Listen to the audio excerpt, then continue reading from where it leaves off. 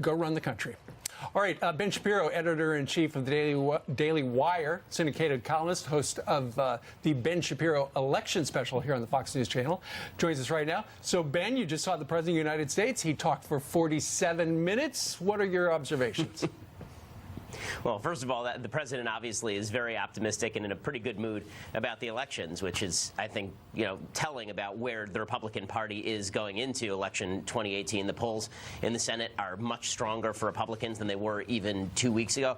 Also, obviously, you have to take note of the president's comments about Gary Cohn, about Attorney General Sessions, and his comments about Saudi Arabia, which, I think are pretty much on the money at this point. The president needs to know what happened with regard to this journalist, and then he needs to take action. I think the president knows that. So there's a lot there. I'm still sort of unpacking it in my head, as I'm sure everyone is who listened to that. Sure. And, it's very clear that when he was talking about the comments from Eric Holder, when he was stumping for that gubernatorial Democrat down in Georgia, where he said, the go low, go high, we kick 'em business. The president is worried about the rhetoric going on in this country right now.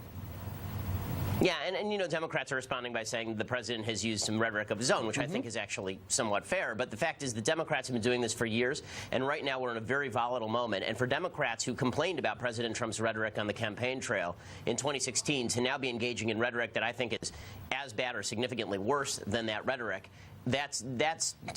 listen, I do think that it's a problem. It really is a problem. I mean, you're seeing them literally encourage people to go confront people in public places. You had Mazie Hirono on CNN suggesting that when people are confronted by mobs in public places, maybe that's okay because of white supremacy or something. And Hillary Clinton suggesting that civility with the Republican Party is not only unnecessary but counterproductive. Is any of that good for the country? Certainly not.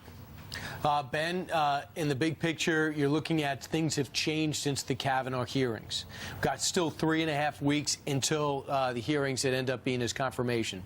3.5 weeks until Election Day. What do you think changed?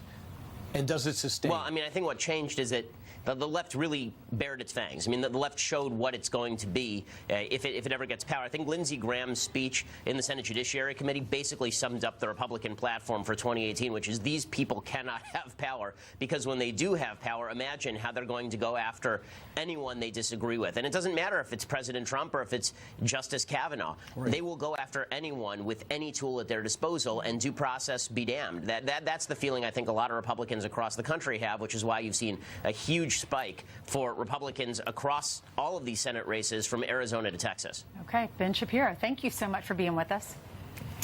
Thanks so much.